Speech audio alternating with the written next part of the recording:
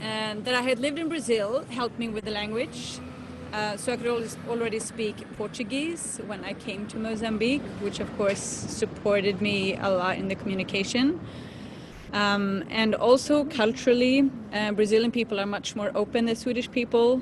So when I was living in Mozambique and I had a host family, they were always like loving and kissing and like coming together, all the families, the young ones and the old ones. So for that part, I was like partially prepared. And because I was a dancer also, then to connect, yep, we're gonna come and go, that's okay. So then communicating with people through dance was also something that came to me natural as soon as the music was there, which is not a Swedish thing, but that I had learned from other dances as swing dancing and dancing in Brazil as well. But I would say what affected me the most is this that we already talked about, this openness and inclusiveness and curiosity. Yes. But just the first time I came there, and I was staying on campus at the university, and then in the school canteen that they had, or the university food canteen, the first time I went there, so I got this little ticket and I'm alone and I don't know anyone, and I'm taking those first step into the school canteen, and not only am I the only white person, I'm also the only woman. So that is something that I can really remember, like when you feel so different, and how that makes you contract. And even though it's not the same as a black person might experience when they walk into a white space, but I could still feel that feeling of alienness as you come into such a different place. I learned later that the women, they didn't think that the food was good enough, so they would cook in their rooms, while the men they would cook, they would go to this canteen. So that's why there were very few women going there. But then I got some food, and like already in the line, people were talking, and then someone asked me if I wanted to sit down, and they asked me what I'm doing there, and suddenly I was like, this is really nice. I love that. And for those who are just tuning in, which wouldn't happen if a foreigner came to Sweden into a canteen at university, or a person of color, and they probably wouldn't be as friendly. So they would feel more isolated if they were coming to Sweden. So that really helped me when I was there. Yeah, I love that. And for those who are just turning in, I'm talking with Lee Storm about her time abroad dancing in Mozambique, a place where she still has a connection. She considers it a second home. And just to recap a little, because I realized I didn't hit that record button, we talked a bit about Mozambique as her second home, and also how Maputo, where she spends the most of her time when she's there, is in the southern region of the country on the coast, very close to South Africa, and how a lot of these dances don't have, they have nothing to do with the current day borders, since that was a relic of colonialism. It's more about how dances developed in the region, and that people from South Africa or Mozambique and other countries are all dancing those same dances. Is there anything you can add to recap what we go after the call? Well, I can just add that what has affected when it comes to the countries is that the dances have also evolved after colonization. So especially in Mozambique, some of the warrior dances were used as in the battle for independence. So even though traditionally they were like traditional war dances from like 100 years ago, but they were also reused when they were getting strong to fight towards the Portuguese. And those dances there's a dance from the north, for example, it's called nonge, and it's based on the traditional dance limbondo, but they actually use guns. So they like have made these guns that are out of wood when they do it today, because they used it as a part of preparation. So that's how a dance that was traditional could be like changed the meaning of it within the cultural context or the country context. So many of the dances would feel very Mozambican in that sense. And also marabenta, which I speak about in the book, it's a dance which is from the 40s and 50s, and that you could say like it's the Mozambican swing, because that's when jazz music and other Western popular music came to Africa, and this happened. There are many styles that are a little bit similar in other African countries as well. But when Africans learned to play conventional instruments and mixed it with their traditional rhythms, and the guitar, you have this in Congo, you have it in Zimbabwe, and in Mozambique you have the marabenta, and then white and black people would actually dance in places at the same in the same clubs and like having a good time together. So that would be like marabenta would be like, you know, the swing of Africa. So it's also very Mozambican because it's in a more modern time, if you say it that way. Wow, cool. Also much colder here than I thought, so I feel like I'm shaking. My voice is trembling, not because I'm nervous, but because it was very cold. Oh no, not this. I know. When I set out, and I'm like, oh, this nice warm autumn, and then it's like, is this cold autumn? Yeah, these challenges you have in Sweden that maybe you don't have in Mozambique as often. We kind of had 4 seasons in one day in the Swedish summer and winter. Is kind of like. Well, I did want to ask also about what you learned about yourself in Mozambique, because as anyone who travels knows, especially people that travel to a culture that is very different than the one that they were raised in, cultural immersion can really highlight our blind spots in who we are, and there's an opportunity to grow and to look at ourselves in a new way. And so, share a little bit with us about what you learned about yourself through your time in Mozambique. I only wrote 1 chapter. I will probably eventually write a whole book just on this topic. But I think to summarize, you need to go out of your comfort zone to see who you are. Because when you are living the same life as your neighbors and your family and the people around, you think that is normal. That is how people live. And then when you go to a different country and you are the only one who's acting differently, in the beginning you think they are weird, and then after a while you realize, like, I'm pretty weird. And especially Sweden and many other Western countries, we are so focused on efficiency. We put a lot of pressure on ourselves. We are publishing books and we're writing, like we want to be good, we want to do things. And the burnout rates in my country are like going so high. Teenagers with who have anorexia, and this is a lot of downside with this modern society that we are living in. So when I got there, first I would get frustrated that the life wasn't as efficient and that I couldn't get as many things done in one day. I would get frustrated that people wouldn't keep the times, or I would plan to do many things in one day. And I just remember one time when I'm at a party and I want to go to another party, and my friend like, Lisa, don't leave fun for fun. You know? And this was actually in Mozambique. This is a Ugandan friend who said that, but it's the same idea of just enjoy the moment and enjoy where you are instead of constantly thinking ahead. And I think it's this constantly thinking ahead that in the end is making us sick, because we're not stopping and feeling what do I want? What does my body need? And how is my body actually feeling in this moment? And we need to slow down. And that's why people go into yoga and meditation. But it doesn't really help if you just run over to yoga for an hour and then you rush back to work. So I always say that I could go to any like yoga or meditation or tantra course in the West, but nothing could help me as much as living in Mozambique. Because it's not 1 hour or one festival or a week. It's living over a few years in a place where people stop and they see you and they say, "Bom dia, como está? How is your mother?" And I'm like, "You don't even know my mother. Why are you asking about my mother?" And now COVID is around. What do? How's your family? Right? So we've been spoiled to live in a society where we just assume that people are okay. So we stop care about people, or we stop like taking that time. So for me to feel that like there's people actually caring for each other in a different way, because not that people here don't care, it's just they don't have time to. If you would ask them if they wanted to care, they would care. But we've just pressured ourselves, so we don't have time to slow down and feel each other. So as I've come back to Sweden and living here, I could never take a full-time job again.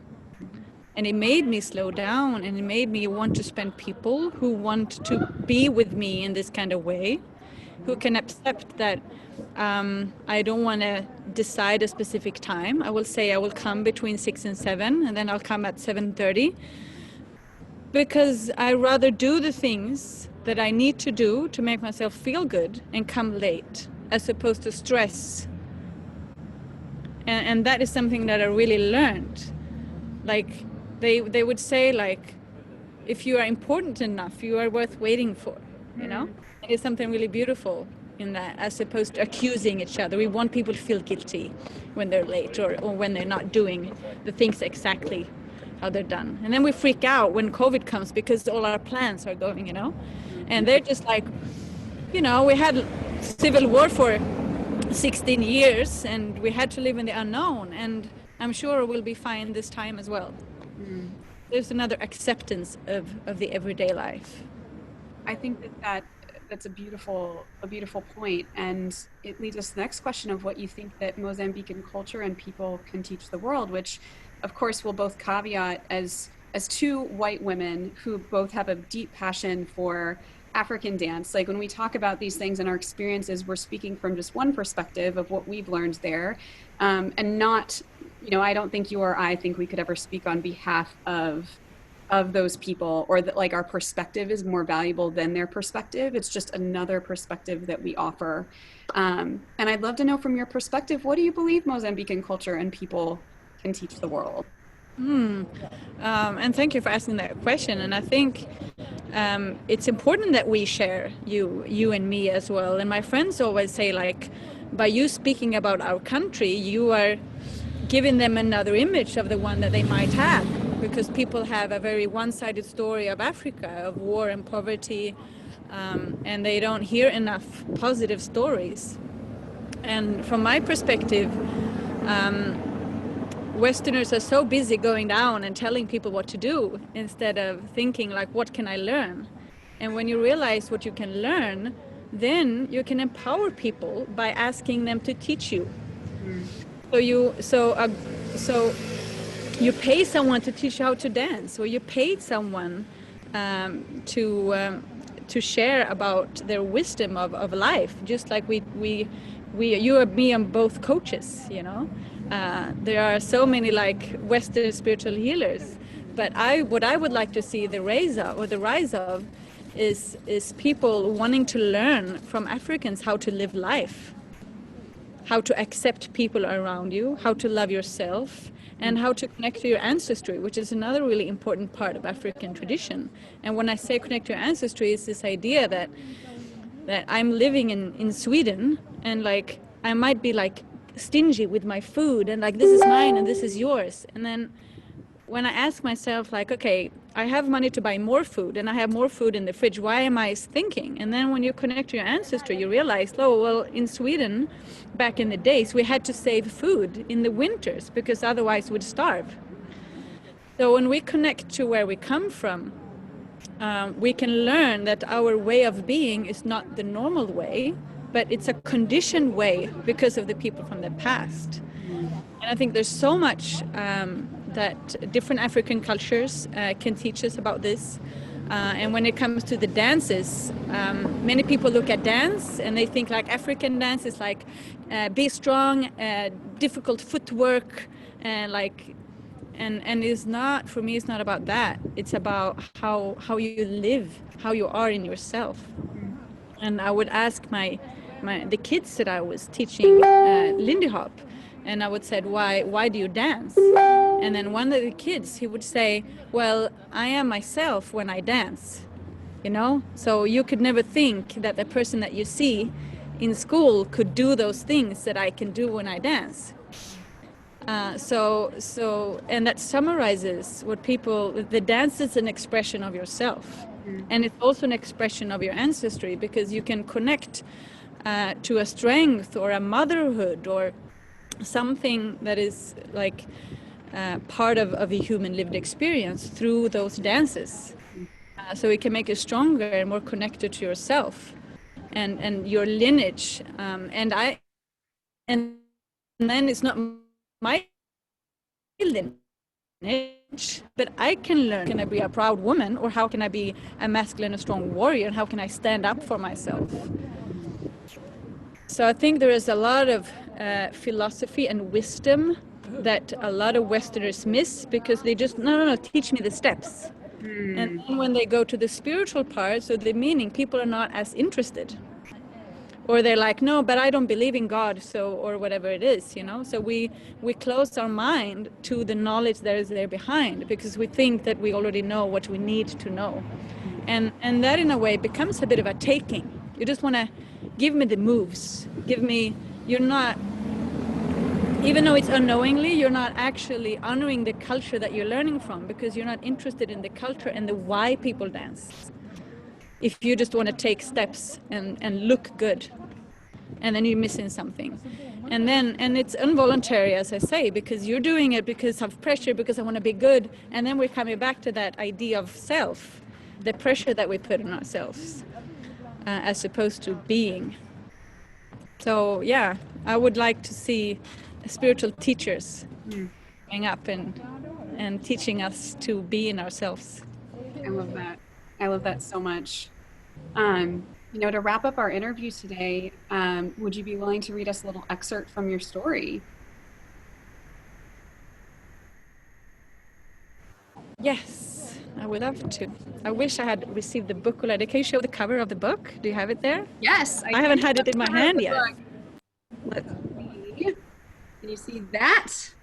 Woohoo! Woohoo! Dance Adventures. Look at this badass book. So, and there's got the back of the book with all the authors' names and a little description, but now available on Amazon and Barnes and Noble. Yeah. Yes. Congratulations to us. Yes. Okay, we'll see how I do with this shivering of my voice from the cold here, but I'm gonna do my best to bring you into a little bit of my story from Mozambique. One of my most memorable nights in Mozambique came about 3 years after my first visit.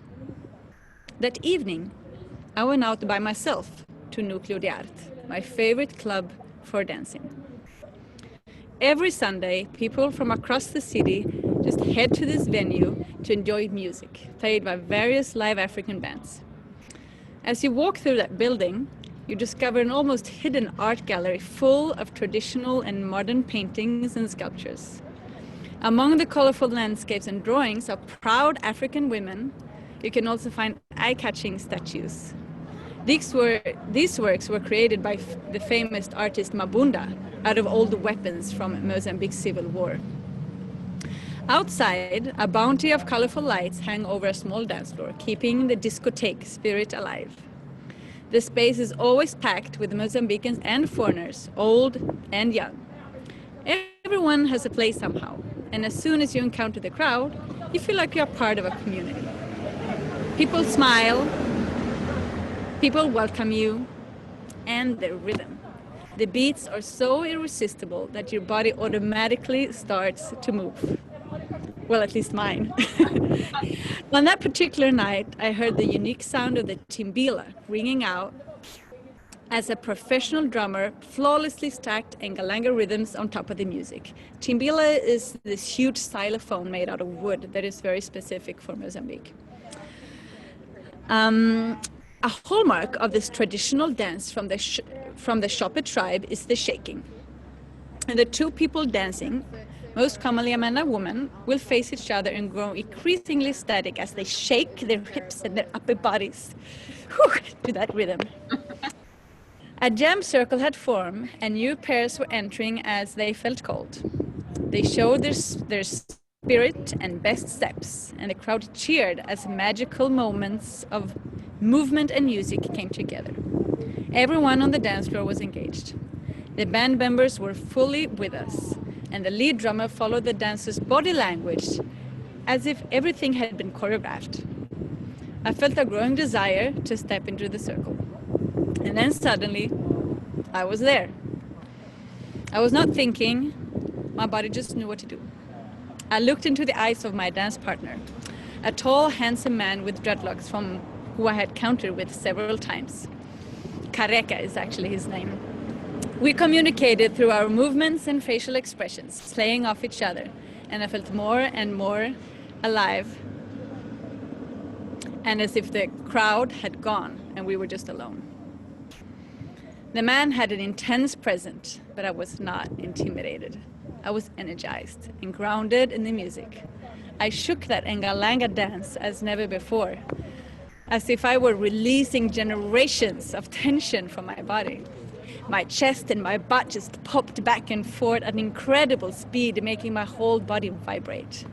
The rhythm was guiding me, and my movements in turn were inspiring the musicians. As our dance approached its end, the drummer was ready for the final Engalanga rhythm break, and so was I. Not only did I use the traditional twerking movement, but I even grabbed my partner and I humped him from behind, as I had seen so many other women do many times before. And I just didn't do it once, I almost chased him off that dance floor. And then, when the Engalanga rhythm finished, I felt like I had been ripped out of a trance. I can still remember, like, almost shaking. One in which I had been able to release the old idea of who I could be and just connect to an undiscovered part of myself. A tickling sensation ran through my body. As the shock of the moment wore off, I realized the crowd was cheering and whistling wildly. I was excited, I was blushing, and I was like shaking because I had unleashed so much of myself. I felt vulnerable. But I was also in a state of absolute bliss from having allowed the power within me to come alive. I wanted more. One man came up to me and said, "Wow, you really feel it. It is great to see a woman like you honoring our culture this way." So good. It's so fun to hear you read it. Oh my goodness. Did you feel like you were with me on that dance floor? I did. I wanted to do it. I was like, yeah. I love it so much. Well, for those of you tuning in, definitely check out Lee's story. It is amazing, so insightful, such a beautiful snapshot of how much, exploring the world and surrendering to other ways of being and allowing ourselves to just embrace all the wonderful cultures and people out there can change our lives in beautiful ways. And thank you so much for being here, Lee. It's really a pleasure. And I want to send out my love and my tears to my Hodi family, Elias, Eugenio, Judith, Augusto, and all you others, Nilegio, Paolo. I can't say all of your names, but we still speak on the phone every another second day, planning for hopefully the Afro-Swing exchange next year if Corona allows us, and preparing to go there. So you're on, yes. Okay. All right. Have a beautiful Thank you so much, Megan. Yeah. Bye.